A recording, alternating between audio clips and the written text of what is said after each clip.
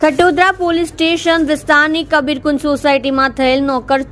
ચોરીનો ભેદ ઉકેલી આરોપીને મધ્યપ્રદેશના ચિત્રકૂટ ખાતેથી પકડી પાડી તમામ સોના ચાંદીના દાગીના તથા રોકડા રૂપિયા મળી કુલ્લે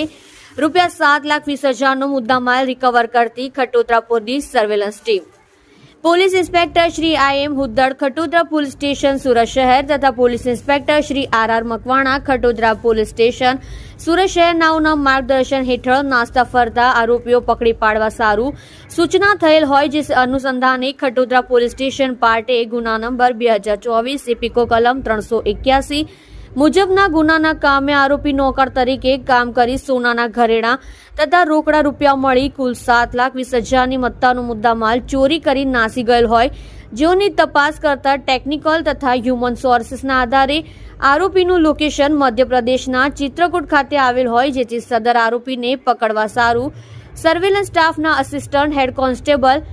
રઘુવીરસિંહ મહિપતસિંહ તથા પોલીસ કોન્સ્ટેબલ રાહુલભાઈ રમેશભાઈ તથા દિવ્યરાજસિંહ દિગ્વિજયસિંહ નાઓને તપાસ થવાના રવાના કરેલ અને લોકેશનવાળી જગ્યાએ જઈ તપાસ કરતા આ કામના આરોપી પહાડ ઉર્ફે રહેતા જેથી 2 દિવસ રેકી કરી આરોપીનું ઘર લોકેટ કરી આરોપી રામકેશ સુદામા હરિજન ઉંમર વર્ષ 21 રહેવાસી ડિલોરા તાલુકો કરબી જિલ્લો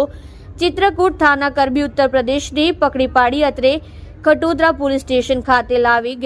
કાયદેસરની કાર્યવાહી કરી સારી કામગીરી કરેલ છે। તમે જોઈ રહ્યા છો SD ન્યૂઝ ચેનલ ફેઝર શેખની સાથે।